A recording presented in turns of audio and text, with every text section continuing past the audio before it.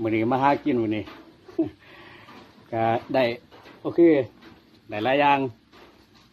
ได้หน่อไม้ได้กระปูได้กบก็ได้อยู่7 ตัวกบได้7 ตัวคาดว่าคือสิโอเคกลุ่มอยู่ประมาณทิศ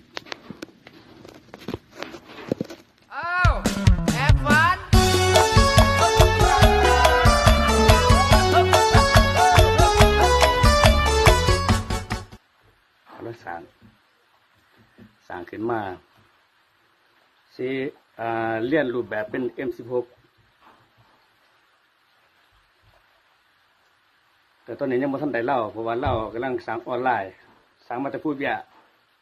สร้างมาแต่ผู้เบียสร้างมาจากเพื่อนหักทางผู้เบียทั้งนั่นแหละทั้งเมืองให้มาท่านหอดสร้างไว้เพื่อถือไว้ปกป้องปกปักรักษาหัวให้หน้าสวนเพื่อขับบ่ายขโมยมาหลักเป็ดหลักไก่หลังจากสร้างแล้วก็เรียบร้อยแล้วก็จะไปขึ้นทะเบียนให้มันเป็นพื้นที่ถือกฎหมาย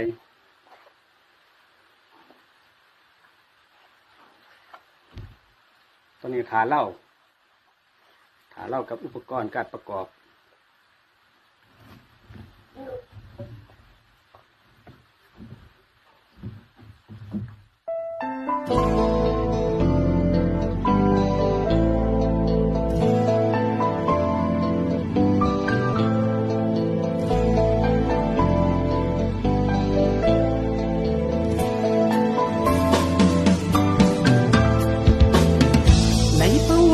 ความเศร้าสิมีภัยคอยห่วงหาถามไทยว่าเป็นจังใดจังเสียใจ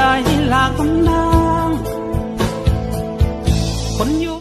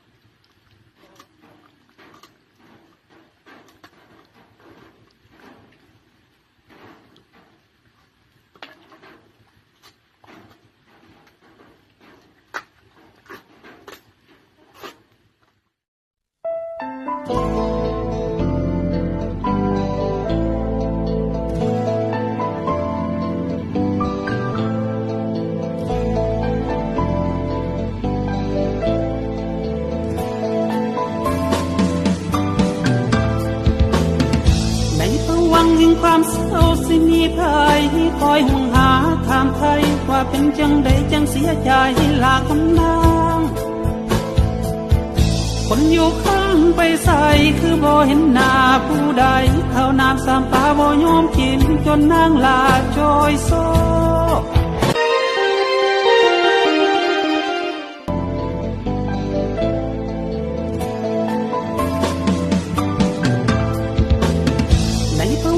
ความเศร้าสิมีภัยคอยห่วงหาถามไทยว่าเป็นจังใดจังเสียใจลากำนางคนอยู่ข้างไปใส่คือบ่เห็นหน้าผู้ใดข้าวน้ำสามปลาบ่ยอมกินจนนางลาจอยโซอักอยู่ทั้งบ้านเบิดมือเศร้ามิดเมียยันคือสันให้ไทยบ้านเพิ่งสาลือ หน้าต่างสุดแก่ปิดแน่นบอกลาเปิดก่อนซอนายยันคิดเป็นบ้าเป็นหลังนางเป็นสาวทองหน้าตางามของดังอีเกิงผู้เบาหลายกุมหมายปองต้องหลีกยอมแพ้ผู้เบาผู้กักเป็นยนต์ผู้เบาผู้มาเที่ยวโยกให้นางฝันไกลบอกหัวใจคิด